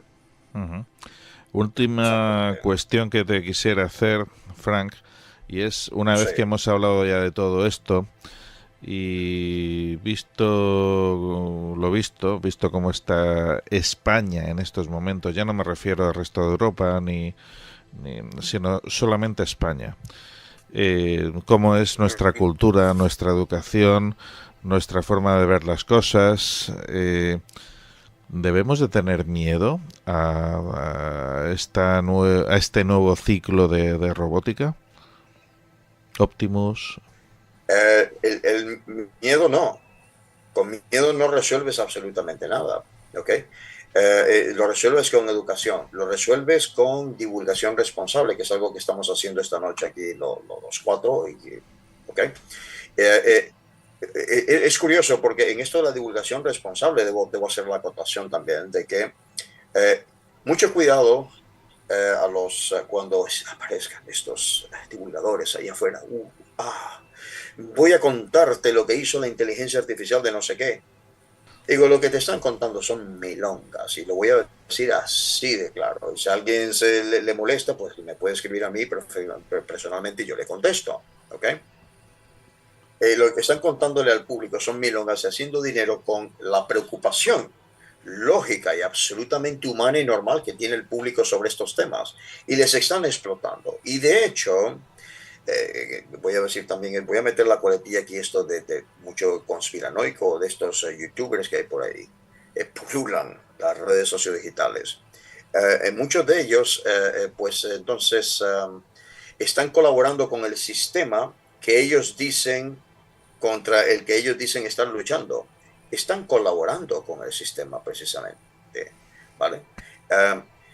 No se trata de luchar con el sistema, se trata de perfeccionarlo, se trata de la responsabilidad de cada, voy a decir ciudadano, pero de cada, a mí me gusta decir más contribuyente, porque todos aquí pagamos, señores, pagamos por vivir, ¿eh? Es precisamente poner a prueba al Estado. Nosotros tenemos una situación aquí en España que es muy específica, y es que no sucede en otros países del entorno europeo no suceden, y es que aquí la sociedad civil no tiene ningún poder. El poder aquí se ejerce a través de patronales, sindicatos, partidos políticos, pero la sociedad civil en general, grassroots que le llamamos en inglés, no tiene aquí o tiene aquí muy poco poder. Muy poco poder porque está más bien así de parte de una constitución que cada 6 de diciembre la gente sale a aplaudir, y todos claro, los políticos lógicamente salen a celebrarla, lógicamente, ¿ok? Lo que necesitamos es un cambio estructural y dejar de estar enseñando cosas a los niños, siempre es a la educación. A los niños hay que dejar de estar enseñando cosas superfluas que no tienen ninguna, lo voy a decir así, va a ser un escándalo. Esta gramática avanzada de la lengua española no sirve para nada. Lo que tienen que hacer es leer y leer y leer. ¿Ok? Eso es lo que tienen que hacer, leer muchísimo. Es más, la riquísima literatura española e hispanoamericana empezando por ahí. Luego otros idiomas vendrán. Ok. Empezar a leer por ahí. Empezar a entender, en vez de hacer operaciones de matemáticas, entender matemáticas. Eso se llama pensamiento computacional. En otros países ya se está educando de esa forma. Si vamos a tener máquinas que van a hacer los cálculos por nosotros, ¿para qué los quieres hacer tú? Entiende por qué se hacen de esa manera. Eso es otra cosa, es que no tiene nada que ver con cómo se venía enseñando las matemáticas de un tiempo para acá. Otra de las cosas que debemos hacer, mucha más ciencias, filosofía, física en este caso, ¿ok? Yo diría que, como se hace en otros países, una educación cívica en la que se estudia, por ejemplo, la Constitución española, que los chicos y las chicas, o como sea, los chicos, estudien el cuerpo de leyes que les afecta en su vivir diario, porque solamente así van a poder criticarlo y van a poder transformarlo. Ahí empieza todo. Pues este último punto, ya solo con este último punto tendríamos casi todo un programa como para hablar acerca de ello, ¿no? Optimus es una herramienta que va, lógicamente que Elon, a ver, permíteme la acotación. De hecho, el único artículo escrito en español me ha sorprendido. El único artículo escrito en español lo escribí yo. Es un concepto conocido como la máquina de la euforia, así se llama, lo podéis buscar con muchas, no gano dinero con eso, pero ahí está ahí en el medio digital, en mi blog, de hecho, La Revolución Espectral, en el periódico La Opinión. La máquina de la euforia es un concepto creado por el profesor Sinan Aral de Hakushin, el profesor Sinan Aral del Tecnológico de Massachusetts, ¿okay? En la que, lógicamente, toda esta parte de lo que se hace, este hype, esta euforia que se crea con anuncios y con estas puestas en escena, es precisamente para atraer inversores, para crear este ruido mediático, que es lo que, porque eso es una cuestión que tú quieres vender. Nada más, no significa otra cosa. Que uno pueda llegar a pensar de que es que, como han hecho ese anuncio, pues ahora va a haber una serie de consecuencias negativas. No es el caso. Es simplemente porque hay que vender ese producto. Y Elon mismo ha dicho que a largo plazo ha dicho, A largo plazo, pues podrían llegar a costar entre 20 y 30 mil dólares el robot. Y otra cosa también que es importante, nosotros no debemos coartar la libertad de una persona que se quiere gastar, que al igual que se compra un coche, un Tesla, un coche así que ya tiene cierto nivel de, entre comillas, inteligencia, que se quiera comprar un robot para su casa. No hay por qué coartar la libertad de otras personas para hacer eso. Lo que yo creo que sí, lo que sí tiene que haber es ya un camino hecho, que lo hay, un camino hecho a que estas soluciones simplemente enriquezcan la vida de esa persona en particular, si lo que quiere tener es alguien cocinándole todo el día. Como vemos, por ejemplo, en la versión película, que es muy fatal además, de Yo Robot, de Will Smith, que ves ahí a la señora ahí todo el día cocinando el robot para ella. Vale. Si una persona se siente bien así y se siente acompañada, nosotros no tenemos por qué juzgarle en que el contacto humano se ha perdido en la sociedad. Estamos generalizando y no debemos generalizar en ese sentido. Debemos ver el caso en particular. Veremos viendo y necesitamos estos robots porque nos van a enseñar mucho de nosotros mismos. Uh-huh. Pues has dejado ahí. Mira, es cierto, una última pregunta, Frank, porque igual es una noticia maliciosa. He leído por ahí, lo he visto, que China está preparando un ejército de 1 millón de robots. Porque además me parece un poco estúpido, puesto que hoy la guerra se puede dirimir con apretando un botón y lanzando bombas termonucleares y punto, ¿no? ¿Es cierto eso de que está haciendo esa inversión de 1 millón de robots con inteligencia IA? Primero que todo, China ahora mismo, China está pasándolo mal en el sentido de que, además de que eso es una tendencia a nivel mundial, en el que nos enfrentamos, en ciertas áreas del mundo nos enfrentamos a un colapso demográfico. No superpoblación, como nos decían hace 50 años, la gente, 500.000 millones de personas. Nos enfrentamos a un colapso demográfico, señores. Esos son datos, eso es innegable. China tiene un problema gravísimo de un colapso demográfico y yo supongo que si la noticia, yo no he escuchado la noticia directamente, pero tomado de tus palabras, si este es el caso, lógicamente significa que no tiene tropas y que a largo plazo no va a tener tropas, y va a tener que tener, o deberá tener, estas tropas cibernéticas, vamos a llamarles, para, no sé, defender sus fronteras y hacer ese tipo de ejercicios militares, en ese caso. Uh-huh. Si ese es el caso. Ahora, la explicación puede ser esa. Es un desplome demográfico que está sufriendo China debido a sus retrógradas políticas en los años 80 y de mucho más retrógrado todavía llamado la Revolución Cultural, que fue una masacre de millones de seres humanos, además. Uh-huh. José, ibas a decir algo. Te he visto así negando con la cabeza. José, Sevilla. No, lo que tiene China es un problema de aplicar sistemas de tecnología, pero daros cuenta de que un ejército tan moderno tiene un problema que es tremendamente caro. Y lo que nos está mostrando, por ejemplo, la guerra de Ucrania, es que se está combatiendo como en 1939. Es decir, masas de infantería, artillería, incluso fusiles rojo, porque es imposible hoy día el sostenimiento de una guerra a largo plazo con el costo de la tecnología que tiene.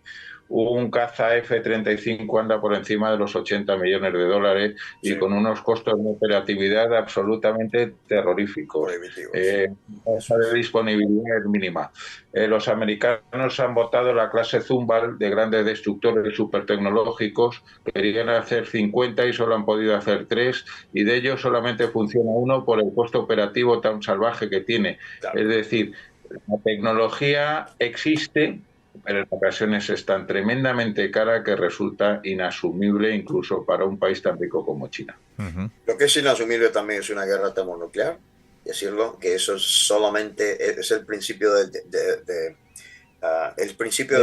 amenaza mutua, deterrence se llama, pero nada más. Aquí nadie está pensando en lanzarse cohetes atómicos o bombas termonucleares de 500 megatones. No, Pues nadie está pensando en eso. Sí, Es una forma de amenaza. Sí, es verdad lo que han comentado Frank y Rafael. Por ejemplo, la Marina Británica ha tenido que reducir y mandar a la chatarra gran parte de sus buques de guerra porque no tiene suficientes tripulaciones. Y no tiene suficientes tripulaciones porque ahora mismo las condiciones de vida hacen que no resulte competitivo ni los salarios ni las expectativas profesionales para adaptarse al ejército. Pero bueno, eso es una cuestión absolutamente distinta. Los ejércitos actuales son muchísimo más pequeños, muchísimo más eficientes y más tecnificados, pero solamente para guerras cortas. No, ninguna potencia puede aguantar una guerra larga ahora mismo por los sumamente Ya no está interesante de todo, moda. sumamente interesante todo lo que estamos viendo, amigos, Sí. pero nada que ver con Optimus. Bueno, relativamente. ¿Sí? En realidad sí, porque el futuro no es ese. Parte de lo que puede traer el futuro, ojo, aquí hay que modelar esto. Parte de lo que puede traer el futuro serán robots que estarán haciendo una serie de trabajos, por ejemplo, unos trabajos de minería que ahora mismo son imposibles para cualquier ser humano. Estos robots lo podrán hacer. Ujú. O sea, Lo que más podemos se hacer teme obras de precisamente ingeniería imposibles para nosotros. lo que ha comentado Claro. Rafael, de que pueden llegar a ser ejércitos. Sí, pues estas cuestiones siempre van a tener una aplicación militar. Todo el mundo quiere tener la ventaja. China está en esa carrera. Los chinos siempre piensan a largo plazo, pero simplemente porque 2049 se acerca. Y para ellos es una gran fecha, porque significa el 70º aniversario, en un siglo de existencia de la revuelta de Mao contra el Kuomintang, los ultranacionalistas chinos que ya sabemos dónde se fueron a refugiar, a Taiwán.